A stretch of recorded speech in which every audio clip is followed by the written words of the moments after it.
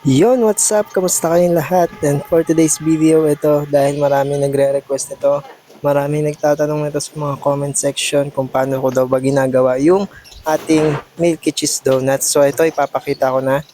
Bali, ilalagay ko na lang din sa description lahat ng recipe. Tsaka kung paano nyo siya lutuin, lahat-lahat. So dito, nagtimbang ako ng 520 grams ng all-purpose flour. Tapos 2 teaspoon ng instant dry yeast at saka half teaspoon ng bread softener. Kung wala naman kayong bread softener, is okay lang din naman yun kahit wala. Tapos dito, haluin lang natin. Tapos sa gitna, maglagay tayo ng isang 1/3 cup ng wash sugar tsaka half teaspoon ng iodized salt. Tapos pagkatapos nun, magtimbang na tayo ng ating water and milk. Sa water natin, maglalagay tayo ng 150 ml. And then sa evaporated milk naman natin is 100 ml. Tapos mix nyo lang siya and make sure na matunaw nyo na yung asukal sa gitna. Tapos after nun, maglagay tayo ng itlog tsaka vanilla extract. Yan. 1 teaspoon ng vanilla extract. Tapos 1 piece ng egg. Kahit anong size, okay lang din naman. Once na ma-form nyo na ng ganyan, naging dough na siya, magtimbang tayo ng 30 grams ng lard or shortening, tapos 10 grams ng butter. Bali, mas more on lard na yung ginagamit ko ngayon kapag sa milky cheese donut kasi parang napansin ko mas matibay yung structure ng donut kahit matagal mo siya i-rest. So dito sa milky cheese donut, 2 hours ko siyang pinapaalsa and matibay pa rin siya.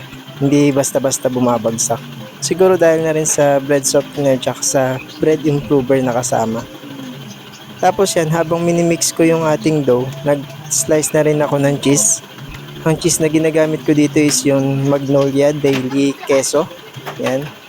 Kung ano yung ginagamit ko sa ensaymada, yun din po yung ginagamit yung cheese para isahang bilihan na lang. Tsaka masarap naman talaga ang keso. Sa isang slice ng cheese, 3 piraso yung hati ko. Bali, wag nyo na masyadong nipisan para kahit paano makapal pa rin yung cheese nyo. Yung taong katamtaman lang nakapal. Para hindi naman kay lugi, pati yung customer hindi rin naman malugi. Tapos yan, i-rest ko na siya pagkatapos nating ma-mix. Lagyan lang natin siya ng butter sa ibabaw para hindi siya mag-dry. Tapos i-rest ko to ng 10 minutes. At ayan na nga, natapos na yung 10 minutes. Fast forward na lang natin para medyo mabilis yung video na to. Yan, press lang natin ng kaunti. Tapos i-divide na natin siya. Bali, each donut natin ng milky cheese ay nagtitimbang ng 35 grams. Minsan sumusobra. Minsan nagiging 36, minsan 37. Nilalaban ko na rin. Sa recipe na to, ang lagi ko nagagawa is 26 pieces na milky cheese donut. Lagi yun, walang palya yun, 26 pieces. Tapos yan, bilugin lang muna natin. Basta after nyo makat lahat, bilugin nyo muna lahat yan. Sa pagbilog, madali lang naman. Kung hindi naman kayo sanay ng 2 kamay, pwede namang 1 kamay lang. Or pwedeng ibilog nyo siya sa may palad nyo. Kanya-kanyang diskarte na lang kumbaga. Kung saan kayo mas sanay or saan kayo mas komportable, doon na lang kayo. Tapos yan, natapos ko ng bilugin lahat. Tapos, papahiran ko lang to ng konting butter sa ibabaw para hindi siya mag-dry. Kasi habang pinaflatan ko na yung iba, baka kasi yung iba nagda-dry na. So yan, flat lang natin. Bali, wag lang masyadong flat na flat para hindi naman payat yung milky cheese donut nyo kapag umalsa. Ganun kasi napansin ko kapag sobrang flat na flat, yung alsa niya payat na siya. So, dapat katamtaman lang. Tapos, kapag niroroll nyo ng ganyan, yun nga, wag masyadong manipis. Tapos, babatakin nyo din siya. Bali yung loob, yun yung nakabaligtad. Tapos, yun, tignan nyo na lang mabuti kung paano ko siya i-roll sa mga daliri ko. Tapos, kung paano ko din siya nilalak. Yan. Nilalak ko talaga siya ng paisa-isa ng ganyan. Kasi, minsan, may pagkakataon na bubuka talaga siya kapag hindi siya masyadong nailak. Yan, flatten ulit natin. Tapos baligtad. tapos stretch lang ng konti, tapos sabay lagay ng cheese. Yan. Tapos lock ulit. Yan, ganyan lang, paulit-ulit lang hanggang sa masanay kayo. Sa umpisa ako nito, medyo nahirapan ako. Bali may mga bumuka talaga. So, the next time na ginawa ko siya, nag-adjust ako kung paano ko siya mailalak ng mas mabuti. Tapos before din kasi, isang oras ko lang to pinapaalsa.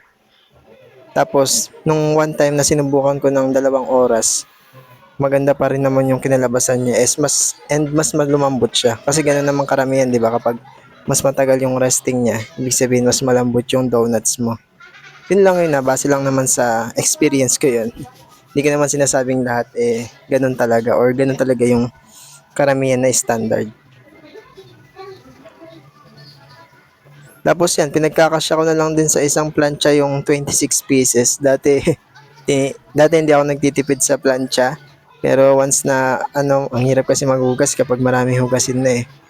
So dito, pinagkakasya ko na yung 26 pieces.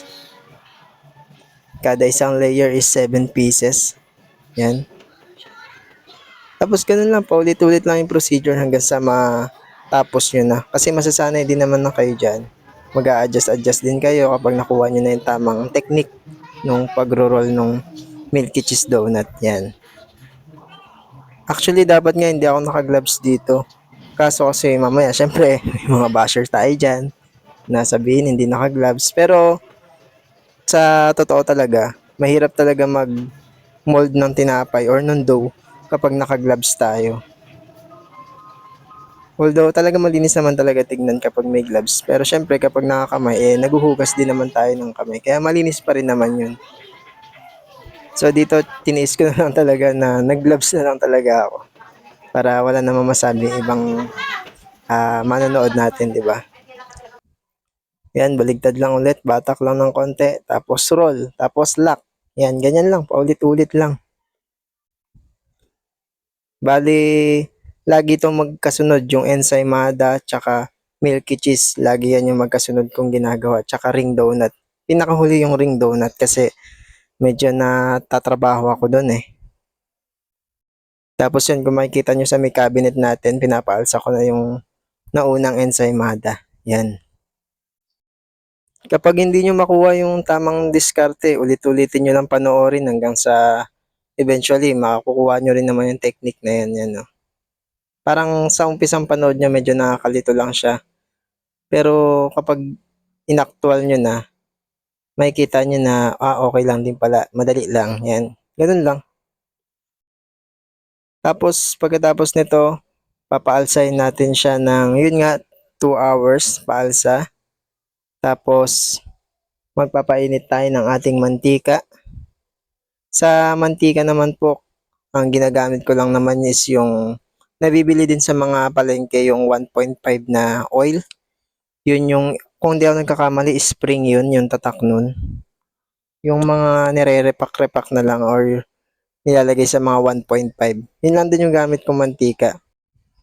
Pagkatapos medium heat lang din yun. Painitin nyo lang. Make sure nyo lang na mainit na talaga yung mantika nyo bago kayo magsalang ng donuts dahil ang chances nun is baka maging oily yung donut nyo kapag di pa mainit. Sisip-sipin niya kasi yung mantika kapag ganun.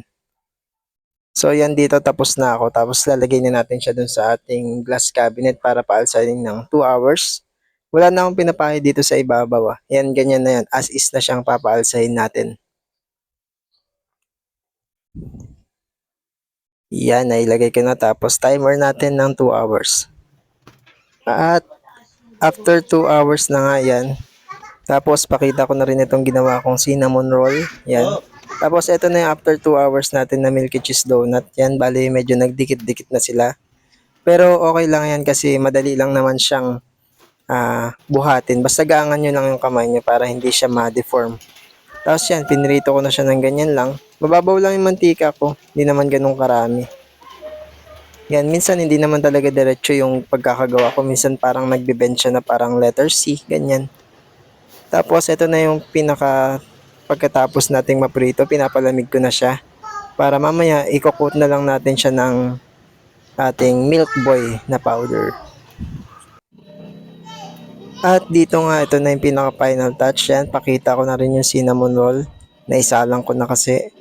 Tapos, ito yung pinaka-final outcome ng ating Milky Cheese Donut. Yan.